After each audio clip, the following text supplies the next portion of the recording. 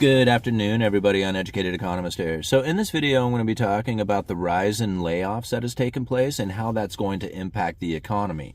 A lot of times when we think about the layoffs that we're finding out there with all these corporations, including, like, I think I read one from Google today, something like 19,000 employees or something. I don't know if that's accurate, but it's still quite a few people are getting laid off from a lot of these different corporations that are out there. Now, this is something that I had actually predicted quite a while ago, saying that these zombie corporations were going to get their heads knocked off, and all the people who get laid off from those jobs are going to have to go to work at the service industry.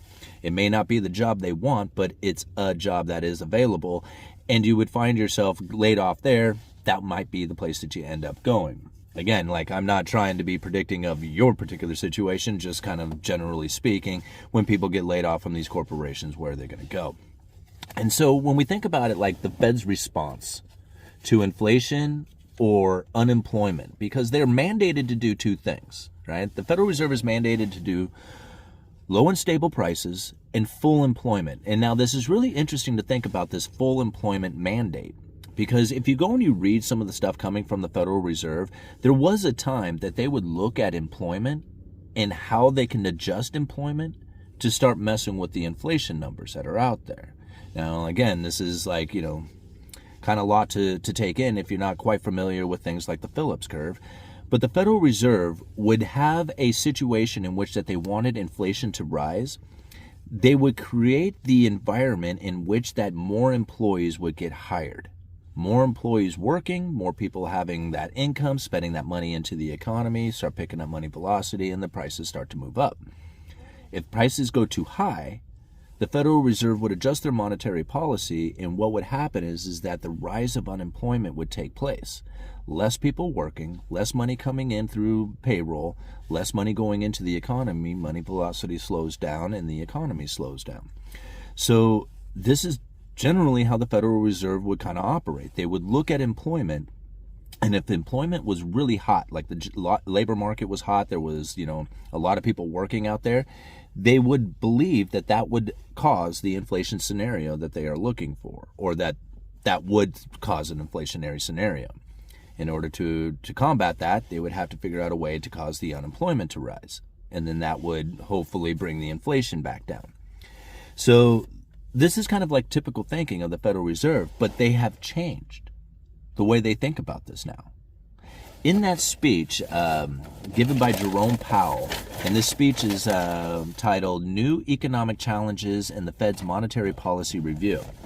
This speech was given August 27th of 2020. But in this speech, he talks about this exact thing, this exact scenario coming down. Listen to what he has to say. With regard to employment side of our mandate, our revised statement emphasizes that maximum employment is a broad-based and inclusive goal.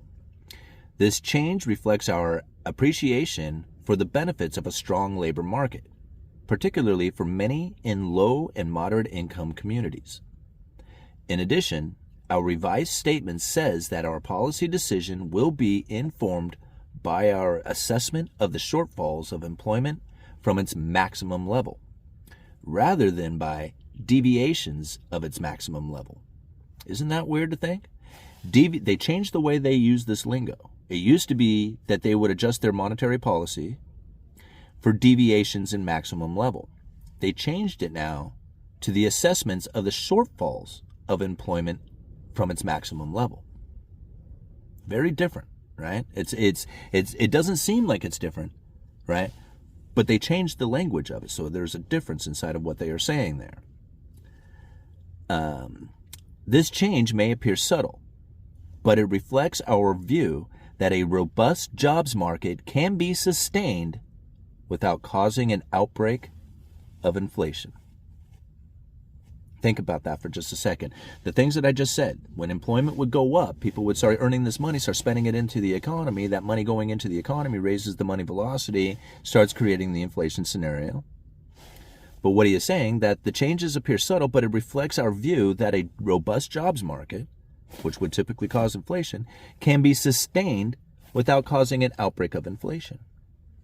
So you think about, like, unemployment being historically low for a significant amount of time. Right? The Federal Reserve isn't worried about having inflation running hot due to the employment factor of things, right? They can have everybody working as much as they want, and it doesn't really cause the inflation scenario that typically would be in that place if you were to have everybody working, right? Does that kind of make sense?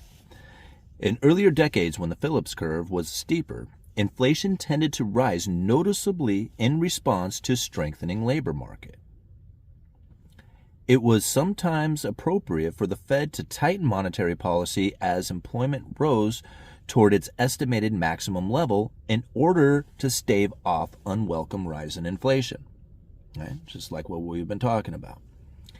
The change to shortfalls clarifies that going forward, employment can run at or above real-time estimates of its maximum level without causing concern,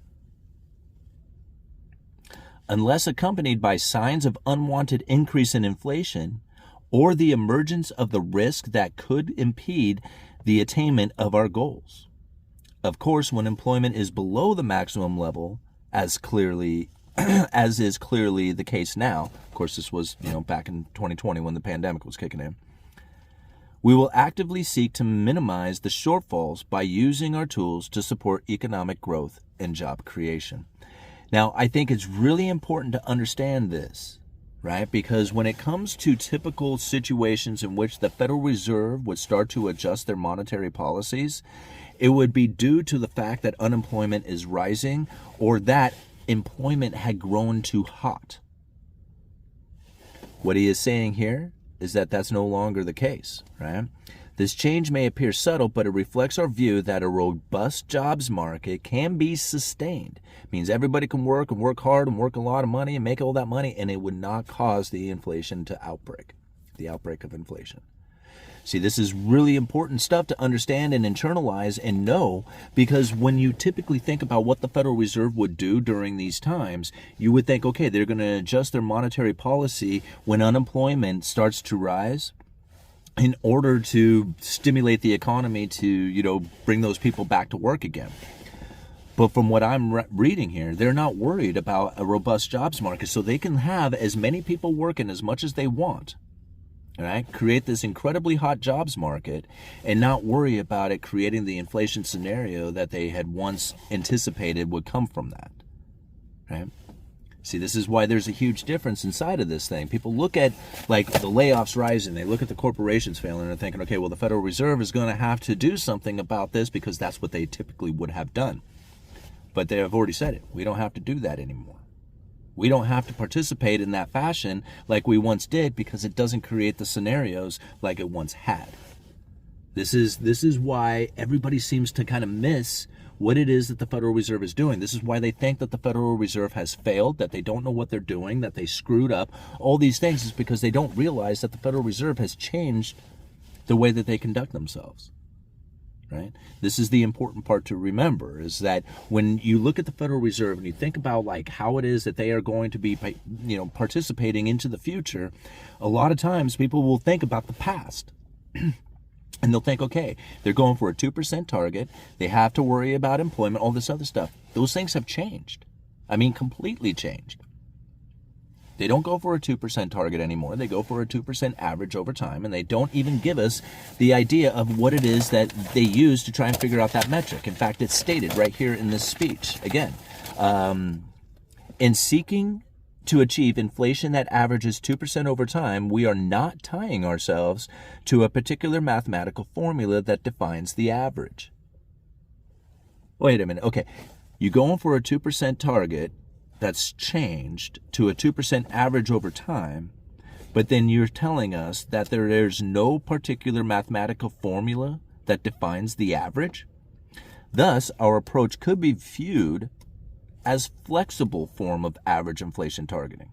It's a flexible average inflation targeting. So is it a 2% target? No. It's an average of 2%. And then it's not even that. It's a flexible average 2%. Right? Is this not coming down to like the Federal Reserve just basically saying, hey, it's going to be arbitrary to whatever we decide at the time? Let's continue on. Our decisions about appropriate monetary policy will continue to reflect a broad array of considerations. a broad array of considerations, and will not be dictated by any formula. Isn't that so convenient for them, right? Of course, if excessive inflationary pressures were to build, or inflation expectations were to ratchet above levels consistent with our goals, we would not hesitate to act. Okay. Very interesting stuff to think about. Like, most of the time when we think about the Federal Reserve, we think about them, or at least from the things that I've heard, is that they have no idea what they're doing. They are screwing things up. They, are causing undue pain or whatever. If you go and you read their statements, if you go and read their speeches, they are doing exactly what they said that they were going to do. I mean, like, I can't find any deviations from the speech that John Williams had given back in November of 2018, right? Monetary policy strategies for a low neutral interest rate world. Like, I read this speech and I think about some of the things that they were talking about as far as being their problems, and how during the pandemic, a lot of these problems were solved. It leads me to believe that the Federal Reserve not only had well orchestrated this plan, right? I mean, it was a well orchestrated plan in order to save their monetary policy. Like, this is really what it went down as. And a lot of people think, like, man, the Fed screwed up. They don't know what they're doing. They're about ready to fail. And to me, like, everything that I read from prior to the pandemic till today, they put this economy and the markets and the financial situation and the government right where they wanted them. Everybody, right? Think about what they had to say. Today, we face an altogether different set of problems stemming from a very low neutral interest rate. That is, the short-term real interest rate that is consistent with an economy operating at its potential alongside low and stable inflation. Ironically, the problem we need to solve these days is the risk of inflation that is persistently too low rather than too high. This was their problem. Ironically, it's ironic, right? The problem we need to solve these days is the risk of inflation that is persistently too low, rather than too high. So I don't think the Fed screwed up.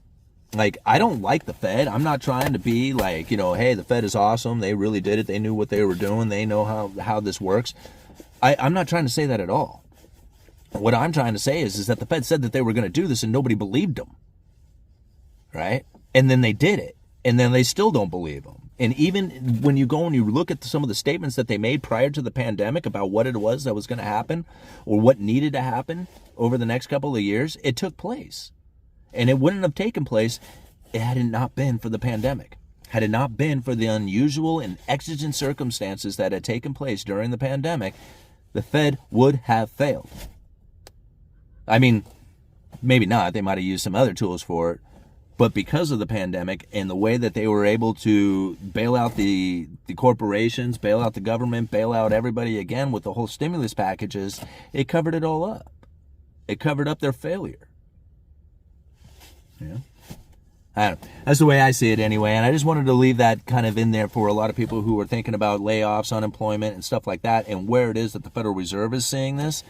I would go back and refer back to that speech and what it is that Jerome Powell was saying about the unemployment rising and they're not, employment rising, a labor market rising, and not being a concern of inflation coming from that. I think that's a very important thing to understand. Okay, Uneducated Economist, you guys let me know.